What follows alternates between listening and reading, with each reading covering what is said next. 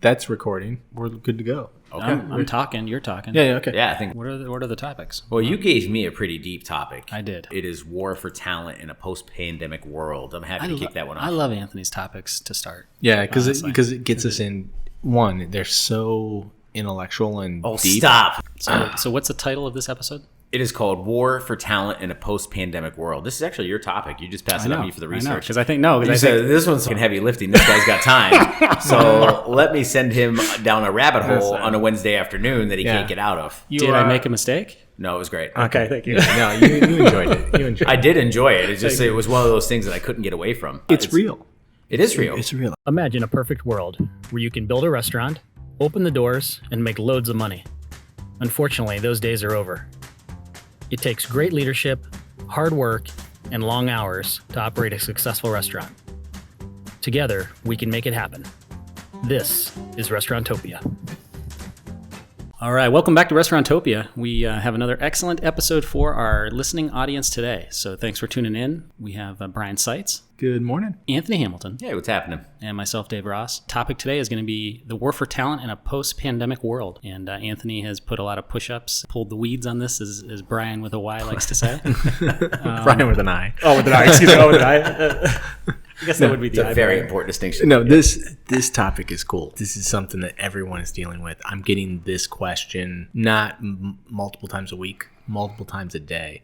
People are hitting me up on LinkedIn and calling the office and being like, "Hey, I need a line cook. I need a new chef. I need this." I mean, the world is opening back up. It's May right now as we record this, and I'm telling you, this is going to be a huge, huge upturn in people going out to dinner. Are you going to move a lot of to-go containers? Yeah, but as far as people being in your restaurant and you needing staff to service them, it's here. And I think some of the things we're going to talk about is going to be a little more evergreen than we think. Because right now we're like, oh, this is a crunch and things are tight. But I think this is going to last a while. And we have to do some things in this industry to make it more appealing for people to work in this industry. And I don't know if you're going to go down that path at all. But I'm excited to get talking on this. You guys both just ruined the entire show. Thanks. So I don't even know why I do this anymore. Yeah, I hope that's the path you're going down, because otherwise maybe I need to. I can edit it in. Yeah, that's great. Thanks. I can send the mics home with you. So do the pet you're going to do. Yeah. So all the hard work you put in, I did put in some work. We will shit on that because people don't want to hear all the hard work.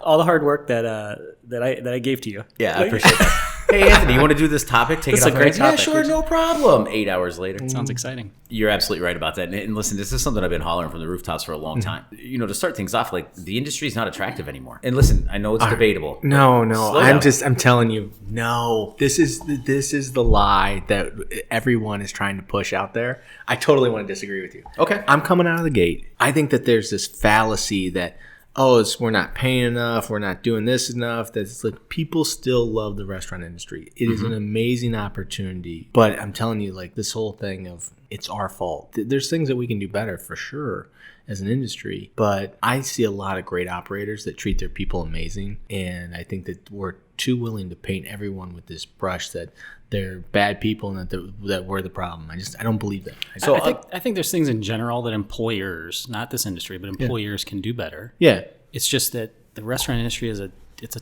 hard industry. You know, hours and the work, and so when you compound, I in a way I agree with you. It's not the restaurant industry. I think it's employers in general with this generation of workforce need to pivot and do things to get people to work, and then the restaurant industry just happens to be difficult on top of it. You know what I mean? I agree, but I think that's the point I want to hit on. Like, it's work. Mm-hmm. It is real work. Yeah. Like, if you want to work at a desk all day long, check your phone and put in 2 hours worth of work for 8 hours worth of pay, the restaurant industry is not for you. It's tough. It's the people who are in the restaurant industry are hardworking, great people. Society and everything wants to just push back on saying, all right, the industry's broken and everyone should do this or everyone should do that. It's like, I don't know. I don't love that. So, okay. I'm going to contradict you a little bit. Okay, yeah. So I spent my whole life there, and I haven't. I've interacted with restaurateurs and staff, have definitely been immersed in the industry, but have not worked the industry. I can tell you. Enlighten me. So let's talk about some pop culture moments. Okay. So things like Kitchen Confidential. Okay. You read that book, you love it, right? love it, We I all love do. it. We subscribe to it. All right. After reading that rest in book, do you peace, want your kid to get in the industry? Like, hey, I want you to go do a bunch of drugs and live the rock style life. And No, but I think that glorified a past that very quickly changing. it changed, to my knowledge anyway. When I chose it to be a career, was the turn of the century, right? And it sounds so cool to say. Yeah. But it was about 1998, 1999. I was kind of lost in space. I gravitated towards restaurants because no one else would hire me. They paid a decent wage compared to what I could have made elsewhere. My applications looked terrible. I had terrible experience. I mean, listen, I was a shithead kid and I wasn't overly responsible. So restaurants were kind of like my safe haven. Yeah. I supported my party lifestyle, all that jazz. It was great. It was a lot of camaraderie and everything was Sense good. of family. Yeah, but the thing was, when I was in high school, like my counselor came by, and I was predestined to be a biomedical engineer or something like that, right? Because I had good grades and academically I was pretty sound. I didn't fit that bill though. I never felt that was right. But I was stuck in this world that I loved, and I loved the kitchen environment. But then the Food Network came. I guess just rewind a little bit, because at the time I was in the industry and I loved it. It wasn't a viable career. Like, it wasn't something I'd go home and tell my parents, hey, look, I'm going to be a chef. And they'd be like, what do you mean you're going to work at a restaurant? Like, why would you do that for the rest of your life? Like, Food Network came out and all of a sudden it became viable. Chefs became rock stars and it was amazing, right? So to your point, the industry got a lot more PC when the national spotlight came down on it. That being said, it's gotten a lot better, but it's not where it needs to be. I don't know the right way to say it. It's difficult. Here's what I'm going to talk about. Am I an apologist? Maybe. But here's the deal. I think you have something there, honestly. Like, I think that the individuals that have in the past worked in the restaurant industry were maybe not the people that should have been in the restaurant industry. As we move forward, how do we cultivate, and this is a big thing, this is not a small undertaking, but how do we cultivate a sense of hospitality in the industry? Because the days of opening the door and people coming in, and the days of just treating them like I feel like crap, I've heard that and before. you know what I mean, like, the days of doing that. Yeah, you might have heard it 58 times, but the days of doing that, I think, are over. Like, they're way over. I mean, they're not like over today. They were over like years ago. I agree. So how do we cultivate a sense of hospitality and excellence that people want to aspire to and do well, and know when they're in this industry and they do a good job? Like, it's a great thing to be in. Like, you know what I mean? Like, it's I pride, love and the it's- industry. Of course, and a lot of people do. So No. But it's got its warts. It does, but it also has so many great people. So does every industry. Yeah. Every industry you talk about, you could do that. But I'm saying, like, how do we as leaders in this industry work every day to make it better, so that people want to come in here and do a good job, and and it starts in your organization. You're sitting here listening to this. It starts in your organization. Well, and Brian brought up a fair point. There are some amazing operators out there right now, and I'm going to talk about that later. There's a couple that come to mind right now that I've spoken with in recent history, the last couple of weeks. They don't need help. They're good. No. They don't need any staff. They're not looking for staff. They have more applicants than they have jobs, and that's a rarity. So I'm going to say there's an exception to every rule, right? And there are... Yeah, but studying why that is, Yeah. that's the key. It's in my DNA. You know that. Like, this is what I've been working on with you guys for 2 years is how do I encapsulate this and then deliver it to someone else so they can learn from it, right? So of course haven't I, but I digress. Let's get this topic started. Let's get into this episode. Yeah, let's get into it. So listen, everybody knows there's labor shortage. This isn't limited to Ohio. It's not limited to Cleveland. I did copious amounts of research nationally. It's everywhere, whether it's Austin, Texas, Portland, Oregon. It doesn't matter. This is industry-wide, nationwide, if not maybe worldwide. I don't know. I didn't branch out the borders. But essentially what we're dealing with is listen, I mean, very simply put, there's not enough workers to perform the jobs that we have, right? And I think there's a lot of reasons for that. And we were even started the conversation that I was kind of anticipating, is that there is no silver bullet. This is what happens is a collection of small things that led up to this, right? There's not one thing that really made the turning point. So one thing we forget too, it's not as if there was a ton of excess labor before the pandemic. I don't know if you guys can remember that far, as the pandemic kind of wiped things clean. It was tough to get staff before the pandemic. You go back. I just listened to episode 3 not that long ago, and that was way before pandemic. Yeah. And We didn't even know what pandemic was at that point. And in that episode, in the first 5 minutes, Anthony says, "There's Northeast Ohio. There's a labor shortage. There's, what I mean, like, So Well, and the reason why I believe that, Brian, and why I'm so staunch in it is because I see it with my students. When I first started teaching about 4 or 5 years ago, it was 4 years now. So I started teaching. There was a lot of kids in my classes that were involved in food and beverage and aspired to be chefs and aspired to work in food and beverage, specifically restaurants. Now, maybe 1 out of 30 wants to work in restaurants. Really? I have one student right now, this last semester, that wanted to own a restaurant. That's it. The rest are all going into event planning, coordinating, things like that. Okay. Yeah, zero Wow. restaurants. Zero interest in being a chef. Zero interest in being a food and beverage operator. So that when I look at that small sample size, I'm starting to think like, my goodness, there might be something to this. Can we generalize this information? I also think part of that may be a self-selecting group because they are in school. And the cool thing I think you're saying is the Food Network and that effect and the Rockstar effect is a little bit less than it was before. Yeah, sure is. Yeah, it's kind of, that ship is sailed a little bit, the stars fading, so to speak, right? But we exposed a lot. Let's just look at Hell's Kitchen and look how we glorified that environment. And I can promise you that when I was in the environment and my cooks would complain, I don't want to work a 6th day, or I don't want to work 12 hours. And it's like, hey, listen, that's how you become an amazing chef. But that was just normal. That was normal. That was expected. Mm-hmm. It was expected that I put up a schedule. You're working 6 12-hour shifts and you wouldn't complain. I expected that you wouldn't complain. Yeah. And for a long time, it was fine. Everything was fine. No one complained. And if they made a mistake, did you sit them down and say, hey, let's coach you up and help you out? Or did you freak out? Not until I had a kid. And I think I've explained this to you before. I became more patient. Kind of the light at the end of the tunnel hit me pretty hard. But before that, I berated them because that was the cycles of abuse I was brought into. Correct. I was taught this way. This is how I learned. So this must be the most effective way. So I'm going to teach you the same way. So I'm going to embarrass you, belittle you, and all that jazz in front of everybody with zero tact and couth. Yeah. I told you, the turning point for me was A, having a kid, and B, when I couldn't find my hot apps cook and I found him laying under a table crying. During the middle of service, he had a nervous breakdown. That impacted me dramatically. And that's the thing, just so we're clear. Those are the things in the industry I hope have changed and are changing. I do not think that mentally abusing someone is appropriate. I think that part of the industry can change. And it is changing, thankfully. I think people are getting more hip to what's more copacetic especially for the young workforce, But I said this time and time again, we have to change. We have to apply competitive advantage to our establishments, much like we try to appeal to customers. We have to appeal the same way to staff. There's no questions about it. I agree. And for a long time, we had the blessing of people lined up out our door looking for jobs, right? And now we don't have that. So what do? If you don't have customers, what do? You advertise. You put your best foot forward. If you don't have staff, what do? Advertise. Put your best foot forward, right? I want to talk about a little bit why you guys think the labor shortage has been caused. What do you think it is, aside from what we just talked about? Maybe the negative perception of restaurant culture could be one. What else do you think is there? Well, I think just like a lot of things in the pandemic, it accelerated things that were probably happening at a slower pace. So, first of all, for restaurants, you said it perfectly. I think it flushed it out because a lot of restaurants closed up. For a little. If they didn't close up, they significantly reduced the staff. Okay. Then as restaurants started to get opened back up, I think the restaurateur realized like, hey, I don't have as much labor.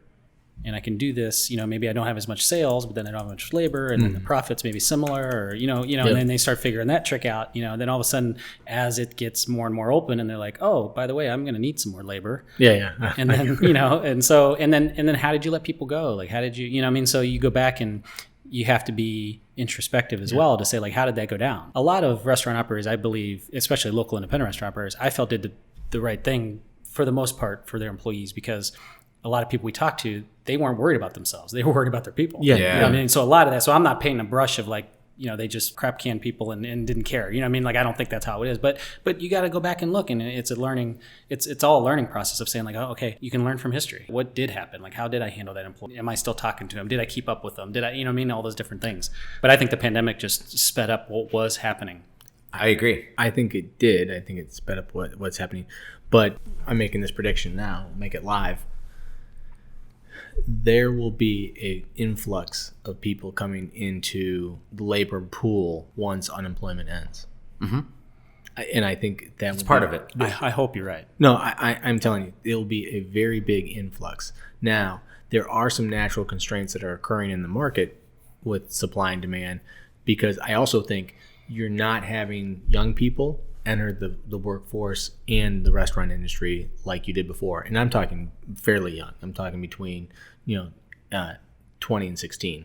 What makes your establishment better than a national chain? Like, you need to have those differentiators. You need to have that appeal, that marketing that you talked about, that is going to say, all right, this is my competitive advantage. This is why I'm different, and this is why you want to work for me, versus that national chain. And this is episode 1. Well, and also, right? If you remember, we yeah, talked about yeah, the advantages. yeah. Episode 1. Go back and listen and look at those and feel confident and brag about it. Yeah, and also think about 17, 18 years old. I don't know how you guys were, but like you wanted to work at a place that your friends came in and thought it was cool. Correct. Not came in to go and point the finger at you. Yeah, you know what I mean? yeah. Like, you're working here. Or you didn't tell your friends where they worked, and they walked in, and you're like diving in the back. So that's another thing to consider there too. Like, do you want to be a cashier at McDonald's, or do you want to be at Chipotle, or you want to be at the local independent restaurant that's cool and hip? No, I It's a agree. difference. And I think Or a microwave technician. Yeah, no, correct. I think the cool factor is very high on a person's, no matter what their age is, on a person's decision making of where to work. Let's just think about it. What are the things that a person is looking for when they're making a determination whether to even apply? Location. Is it close? Is it convenient? Is it cool? I definitely think that's one of them. What do they pay? Yeah, money's first. Even though we always say money's not the most important thing, that's usually the first qualifier in any job we look at. I disagree. I do too. I disagree with both of you because it takes a really mature mind. Like my buddy just went through a career change and he's actually taking a little bit of a pay cut, but he's looking at the whole quality of life tunnel. But I can tell you, all growing up, it's the first thing you ask during an interview. It's the first thing that's on a job posting. Nope. You don't think so? 100%. I don't think so. You've lived a charm life where you don't have to worry about the money you make at work. No. If you cared about money, you wouldn't have went to work at fast food. You would have ran down the street and mowed every lawn on your street. And made way more money. Like it ain't money. No. I am telling you, it's not money. It's not money. And I will give you an example. My friend is a recruiter. I asked him to do me a favor. I go, post me a line cook job and put it $5 over what your typical wage is. And this was last week. Ran it for a week. $5 over. So that's a premium. Yeah. In Ohio. Had one applicant. Yeah. Crazy. One applicant. What was the position though? Line cook. Line cook for $5 over. $5 over. Yeah. That's pretty good, right? Okay, so are we talking in general, or are we talking pandemic? Like I'm a little confused as far as... yeah, I think he's talking pandemic, but I think when you go back to your point, like I look at it and I say, it's easy for somebody to say like, I'm money motivated or money's my number one thing. Mm-hmm. What are you doing at Saturday at noon? And I'll tell you whether or not you're somebody that's motivated by money. Yeah. Sure. I don't disagree with you there, but I'm telling you that money is definitely at the top of the list because look at every job posting. Look at everything you do, everything pending the offer, right? No, Anthony, no. Listen, I'm sorry, you're wrong. Because you're not scrolling salaries and then looking to what the job is. Yeah, that's a good point. Mike, can we get the mic drop? A major point of the value proposition. No, okay, major point, but it's not number one. Okay. It's not number one. Okay. I agree. Now, if I got two jobs and one makes 60 and one makes 30, like I'd be an idiot. You know what I mean? Like if I was qualified for both and it was the same industry, it's not number one. Okay. It's not number one. I sorry, and I don't mean to be that No, aggressive. because you're right. Number one is fit, right? Number one is fit. If you're based on what you're telling me, you're looking for a job that fits your skill set, something that you want to do first, and then you see if the money backs it up. I don't know if skill set. I'm not trying to shit on all your points. It's fine. I'm not saying skill set is it either. There's a small percentage of people that are money motivated. Yeah. That are motivated, like that's their main motivation. Yeah. Very small percentage. Yep. Because you could just look at how people live their life. Yeah. Of course. No, I don't disagree with you there.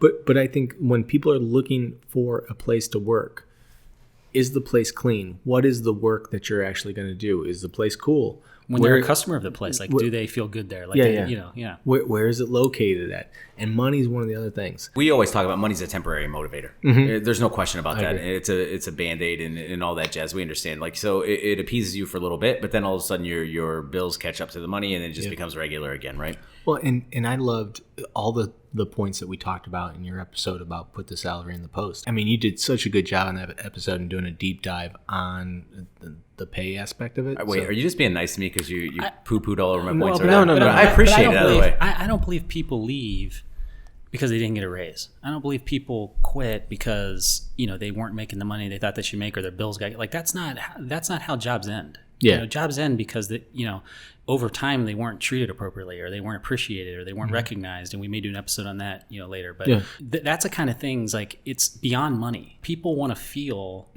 good and they want to feel loved and they want to feel like they're doing something amazing and they're serving, and what I mean, like that's I think that's what most people want. No. And the money is a great, like, another great thing. I'm It's not saying a it doesn't. qualifier. Yeah, I'm not saying it doesn't matter, because it does. Like, we all need money to do yeah. certain things, but it's not. I don't think it's It's not the be all end close all. to number one. Like, you know what I mean? I think there's so many other things. Like somebody leaves, like, okay, go back to the post, the money, you know, putting the salary in the post. We had a conversation about, you know, you have a guy at $12 and you bring the new guy in at $15 at the same position, you know, or whatever the numbers were. And then you get in that situation where the guy's like, I've been here 5 years, I've been loyal, I've been all that. Like, did the guy leave for the $3? No, it was because of he was more than happy to work for $12. It was the principle. Exactly. Yeah. Exactly. No, I don't disagree, but again, I don't know we can discount money. Like No, I'm not discounting it. Yeah, I'm just no, saying, like, there's the reason that happens is it's not the money. It's the decisions you made as leadership. I agree, and I also believe that the money is a factor. It's not the factor. Yeah, I look at it like, look, I'm looking at posts. I find chef job. Okay, great. How much do they pay? Okay, great. Then what work do I have to do for that money? Right? Like, it's kind of how it goes. But everyone plays hide the ball in the post unless they've listened to your fantastic episode and put the salary in the post. Oh my God. But he feels bad, Dave. Have we got past the first No, we're not even. Because I feel like we're not even in the episode. Yeah. So that's just my point. That's how you know it's a great topic. You need to do more to get people to apply, and it's not about the dollars. No, I don't disagree. So chew on these. All right, welcome to part 2 of episode. So I'm doing a lot of reading on this, and really just anywhere and anywhere. I've talked to some people. I pulled a lot of things. So safety was a big concern, right? And speculative concerns, especially amongst younger kids and parents say, listen, I don't want you to go out and serve in the public in an unsafe environment because it was hard to regulate masks in restaurant and things. And people feel a little funny about that, right? They also talked about wages being important, home needs being important, childcare. You know, and that's a big one that I think we discount because we're dudes and we don't have to worry about that quite as much. I mean, I do, but in my family, but I know dudes in general. Oh, I do. Yeah. I think about how amazing my wife is. Like, she picks my son up from school at 3:30, and like, just to have someone in my life that's able to do that, it's amazing. It truly is. And I didn't realize it. I would say maybe the last year I wasn't aware of it. And I was like, wow, that is a great thing. Yeah, so let's say you have a 4-year-old, your daycare shut down. What are you gonna do? You're gonna go to work? What are you gonna do with your 4-year-old? No, correct. Right? Yeah.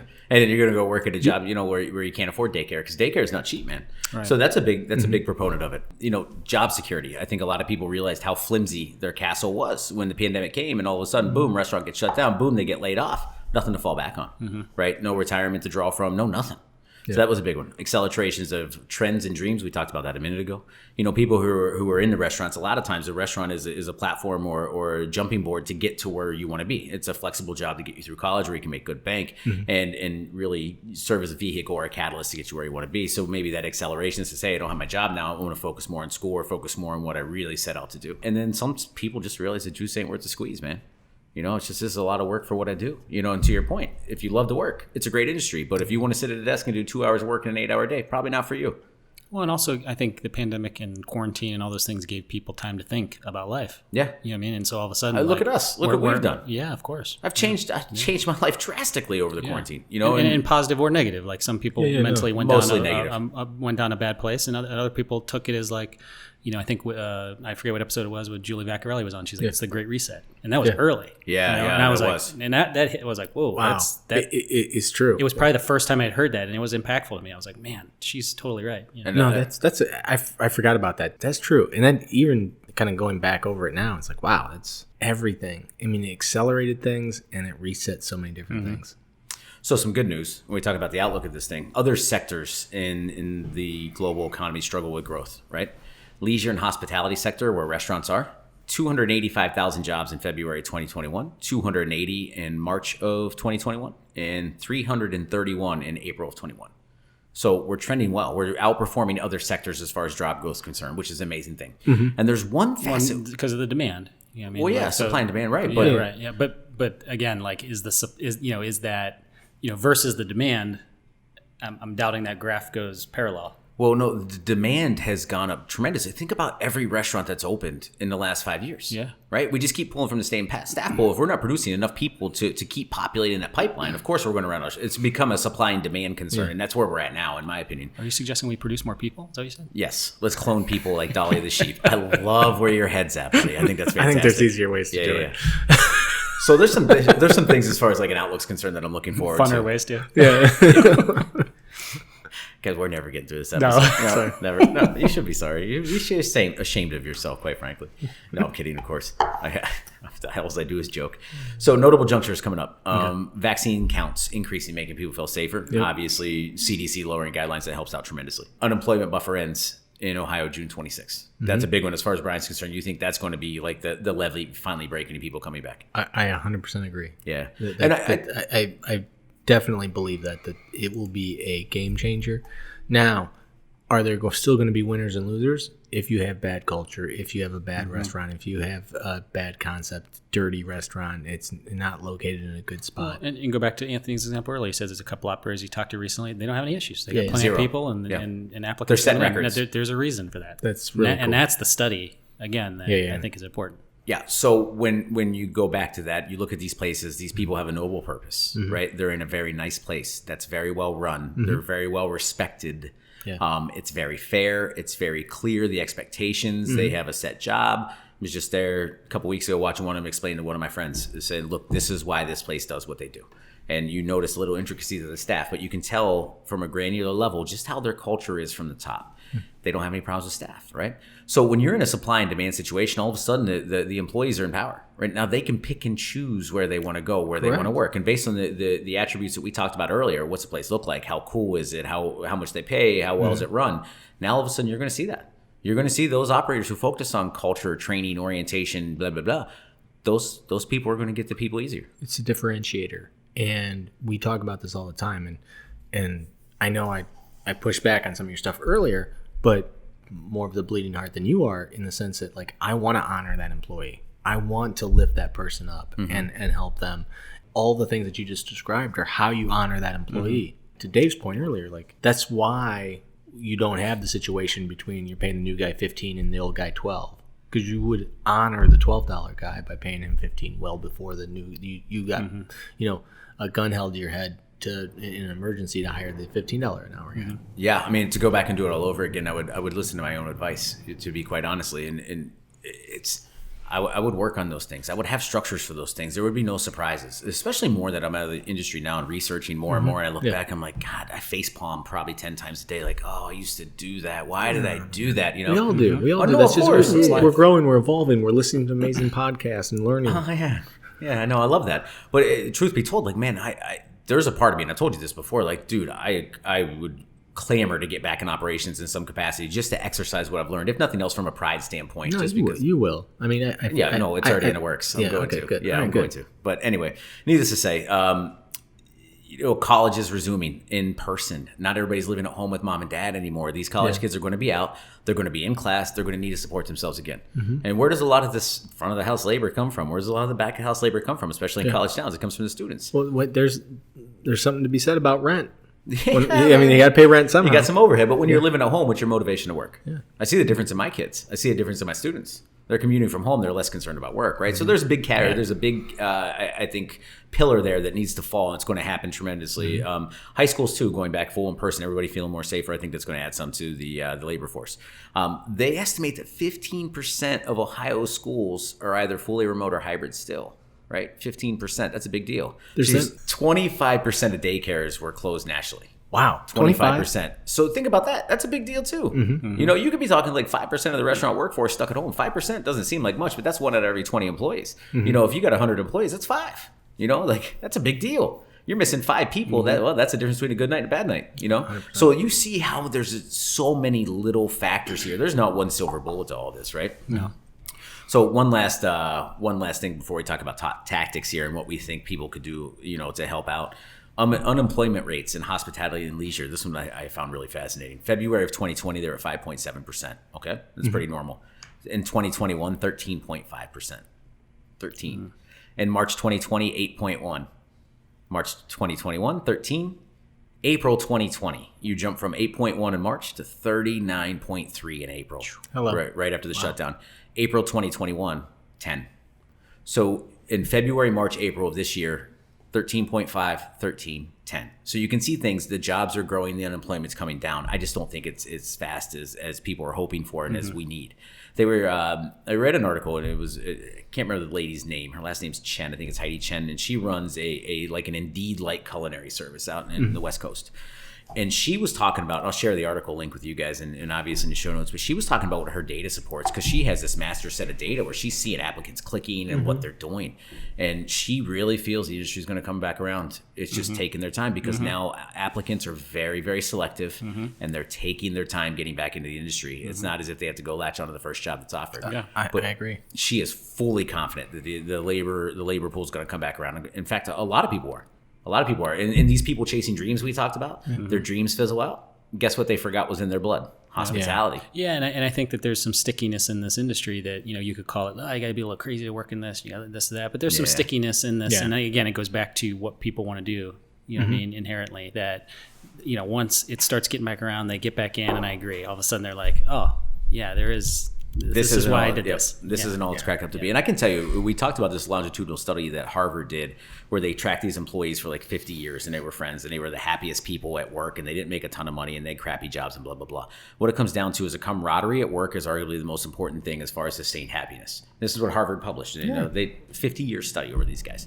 I look at the camaraderie in the restaurant industry and I don't know that there is a stronger sense of camaraderie anywhere else. And that's the one thing I miss about it the most is, boy, I'll tell you, when you're on that ship and you're in battle, what a tight-knit crew. I thought it was salary. Okay. I'm just oh, my God. I want to, yes. But I think that goes back to culture.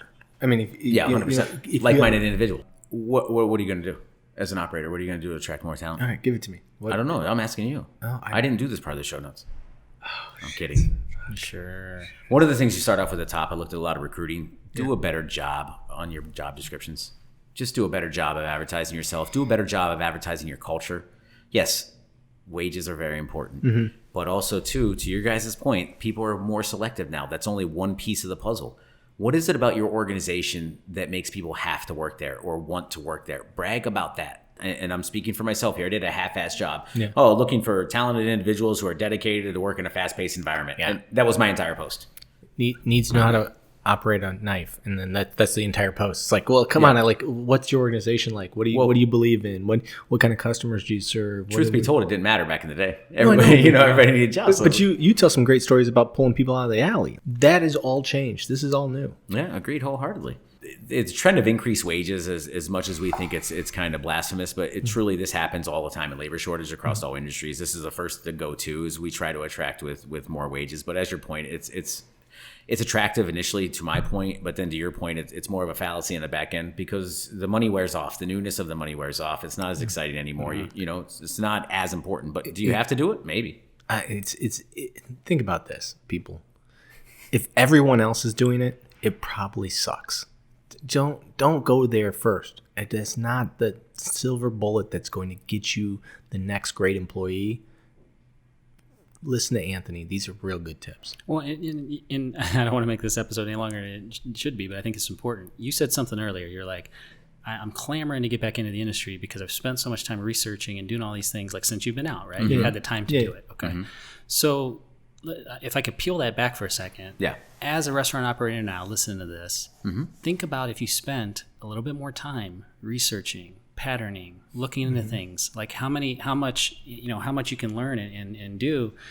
I think it's an amazing thing to think about. Like if you're spending zero time researching now, and you went to 1 hour a week, or you went to 1 hour a day, or you went to, what I mean? Like, I think that's something that should be on your radar. Go to the show notes and cut and paste and send them to your HR manager or whoever is doing the HR, like who's ever putting together the post. Like these are things that we're giving you the blueprint that you can execute on. Yeah, if you're talking about job description, what was nice, so one trick I learned when I got a little more mature is I would literally just go to like job postings in New York. Yeah. And I would look up like Danny Meyer's restaurants or some famous restaurant that I knew was like top of the world. Yeah. And I would look for posts from them. I would just copy and paste into mine, tweak it a little bit, edit it a little bit, and I had their foundation. But that's what I'm saying. Like if you're looking at the guy across the street and what he's doing and everybody else in your community, that's what I'm saying. Like so that's perfect. It sets you apart. That's great. No, it does set you apart.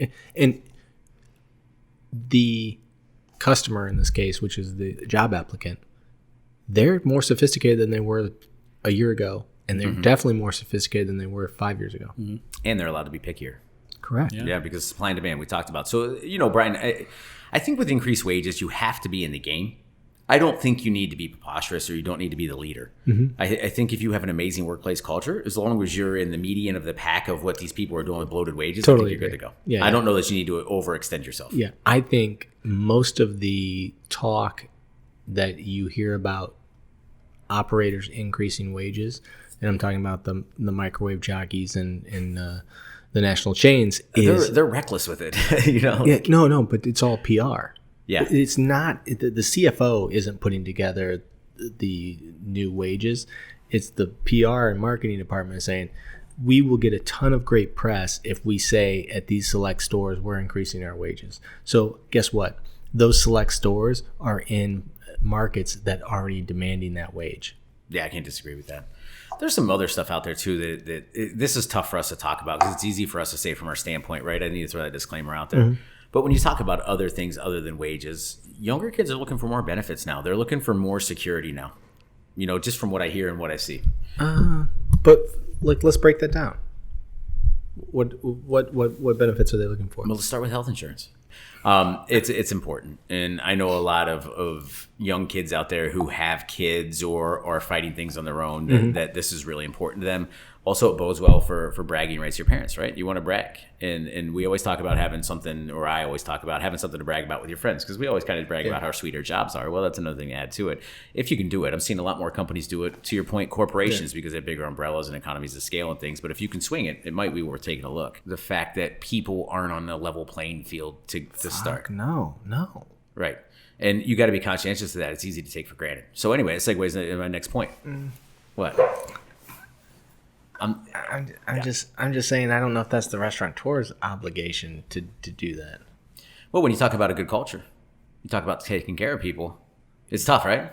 No, I think you do take care of people. So when you pull into the parking lot driving your Mercedes or your Bentley, and one of your most... Oh, here we go. You're just teeing them up now. Okay. I'm just saying, right. Do you feel amazing? Brian, if you can stay unemotional in your response, then it'll be much better. Listen, I don't care if this gets edited out, but I want to talk about this because it's something I feel strongly about. And I don't mind some of the wage inflation in certain areas because I experience this and I carry a guilty conscience. I felt bad about this for a long time. And I think you guys exposed this last time when I put the salary on the post and was like, I lowballed these people. I didn't realize the damage I did. I didn't realize how much of a difference I could make if I did better. Now, granted, it's not for everybody. A few people would have abused me, spent the money irresponsibly. For the ones that made an impact, the ones that you would have used the money responsibly, it would have been worth it to me. But you pull in your Mercedes and Bentley, and one of the people that you rely on the most, your AM line cook or your PM dishwasher, they don't know how they're getting home, and their paycheck covers rent and some bills, and they got $12 for 2 weeks. I don't feel good about that. I don't know how to fix that dynamic. I can tell you how to fix it. Stop feeling bad? No. You figure out a way to help that individual, not by giving them a handout by paying them more than the market wage, by coaching them and giving them a path to lifelong success. Yeah, a couple of them, and to your point, you're right, because a couple of them I worked up the pantry and go back a couple years later and they're working broiler at one of the best steakhouses in the city, making really decent money and doing much better. And that's my point. Can you we all want to just say, all right, there's a cure-all if I give the person $400 more, or I do this, but what is going on in that person's life that you can help them, coach them, bring them into your life, and give them a trajectory where they're having long-term success. Again, I don't think by putting an easily quantifiable number on something is a cure-all. I love that. It's because you're not putting a Band-Aid on it, right? We know that finances, again, they're a Band-Aid, they're temporary. No, you want to do that to make yourself feel good. Yeah. Because it makes you feel like all I had to do was, it's like, I gave $20 at work to the Cancer Society. I'm sure they'll cure that this week. Like that's not doing it, but dropping food off at the hospital, talking to someone with cancer for an hour and, asking how they're feeling and actually putting in the time and the effort and, those are sorts of things that we think money is going to be a cure-all. We want to demonize it on one hand, and we want to put it on the other hand as like, oh, it's an easy fix. But that's just not how life works. Yep, love it, man. So a lot of things we're seeing out there is, and some of the cooler ones, we talked about health insurance. Chipotle just came out with this thing where they're doing tuition and educational programs. And I guess they've had it for a while, but they've upped the game on it, where they partnered with this company called Guild, who brokers different, I guess, wages with or prices with different universities. And Chipotle has a funnel through educational programs. Hard for the independent because you don't have the economies of scale. Yeah. But there are local community colleges and things you might be able to tap in and help out with that. But boy, what a hell of a bonus that is for a young kid who's maybe at a disadvantage and saying, look, I can come in here and get a competitive wage. I got gainful employment, and they're going to help me progress and do those foundational things that you just talked about. I think that's powerful. I'll go one step further. So maybe you don't have the money to put together this big college fund, but can you hire someone to come in once a month to meet with your staff and explore opportunities for grants and funding and scholarships and different programs? You got to be a little more creative because again, like that solution takes the money, which we just got done talking about, is the easy fix. Because you got the money, you can just put that Band-Aid on it and fix it. Throw money at the problem. But what's tougher is like, how do you get creative and figure out how to do that? You know what I mean? And how many people are you affecting? So if I say, hey, I got this program, makes a great press release, it's fantastic, but how many people are actually how many lives can you change? Yeah. And that's what I think we do as local independent operators is so amazing, is you are right there with that person. You get to see them and make eye contact, and you're not in some big building in Chicago, talking about the store in Atlanta. Man, you're in Atlanta. You're belly to belly, as we like to say, with the person. Like, this is awesome. Well, and then how do you, like, we talk about multi-generational, like, Ohio has a great program, the Ohio College Advantage, a 529 plan. You know what I mean? Like, forget about your education. How do you, somebody's got a kid that was just born or whatever, like, and all of a sudden, like, you're like, okay, we're going to show you how to set this up, and I'm putting the first $500 in it. I agree. Yeah. Like, now that person may work for you for however long, but think about that, like, when the lasting effect of that down the line for that person's life, and that's a long-term thing. Yeah. But, and you can do an automatic deduction from payroll too, $10 a check or whatever the case may be, that adds up. And that's another sticking point for operators I have. And it's a great, I love that. It's a 529C, I think they believe they call it. It's a beautiful thing. I saw also too, and to my point earlier, and what made me think about the bus rides was there was an operator out there offering ride share credits. So for every 2 weeks or whatever, and somehow there was a way to earn them, but they had a partnership with one of the big rideshare companies, and so if you every couple weeks you earned enough to get a couple rides, boy, that was a nice day for you, right? Like, you didn't have to ride the bus, you didn't have to worry about transportation, you just hop in a car and drive, and you're good. Love it. I love that. That's cool because that gives you freedom. That gives you, again, depending on what the public transportation is in your city, but like, man, if just to have that ability to get a car and get somewhere instantaneously, you're giving that person their time back, freedom. Yeah, you're giving that person 4 hours based on my last. I mean, that's an amazing gift. Yeah, that's an amazing gift. Pretty cool, and it's easy, right? It's easy. And the other one is too. Can you do anything with the local daycares or partnerships or co-ops in your area, right? Because daycare is so astronomical, or anything, but and that's a little far fetched. Some of the things we're doing: sign-on bonuses, hiring fairs, referral bonuses. How do you guys think those are working out? I think it's a cheap investment, and as long as you do it properly, if you can find one great employee that stays with you, I think it's worth it. You know what I mean? So I think some of that stuff, like, it's happening now because of the circumstances, but I don't know if it's something that's like a long play thing. Yeah, it's like point in time stuff. It goes back to what we always say. It goes back to culture. It's an additional motivator because everyone loves an extra $200 for a referral fee, but they're only going to refer their friend if she knows that this place is a great place to work, and that it's a great culture, and and the manager is a good person to work for. So it still goes back to those simple blocking and tackling things that you need to do. I'll go back to this, and I'll give you this example. Like, there was an employee referred 2 different friends to work at the company. Okay, so that first person that referred the 2 ended up quitting. It was almost like a no call, no show situation. Okay. So I was talking to the person that was managing that company, and they were like, "Well, I don't know, he just left. Like, who knows what happened?" And I'm like, "Well, but he literally just gave us the biggest compliment ever, referring friends into your company. You know what I mean? Like, he gave you the greatest compliment." I'm like, "Don't you think you should sit down with him? Like, there's something happened." You know what I mean? Because at some point he felt amazing to go to 2 friends and say, "Hey, come work for this company," and then all of a sudden he just disappeared. Yeah. Like, you should probably figure out what happened. And you know what I mean? Like, and that goes back to the humanity. Right. That's where you just be like, hey, it's worth spending the extra time. Peel back the onion. What's going on? Could be something in your operation, or it could be something in that person's personal life. Either way, though, it's a nice deep dive. No. So anyway, before we wrap this thing up, we got to kind of bring it around because I feel like we went like 54 different directions this show. So this is an hour. I know. It's gonna be some editing. I mean, listen. You set me up for this. Big one. I love it. It's a big one. I mean, if we take out 20 minutes of you guys arguing, we'll probably be all right.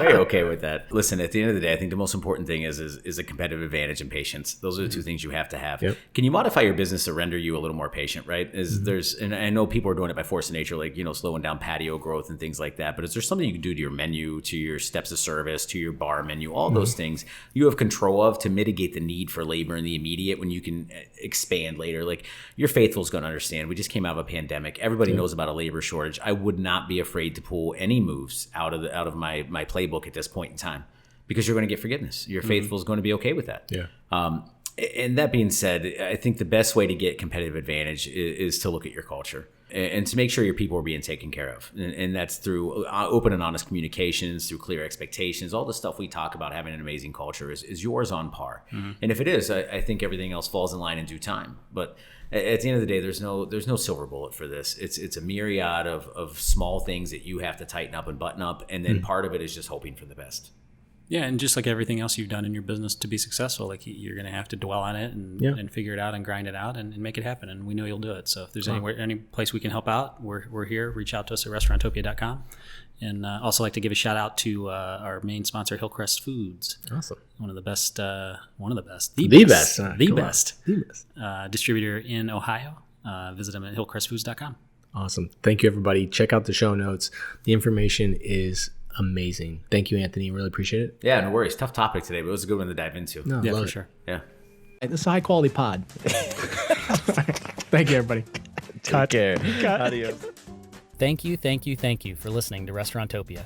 The gratitude that we have for each and every one of you spending your precious time to listen to this podcast is immeasurable. Please make sure to tell a friend about this podcast.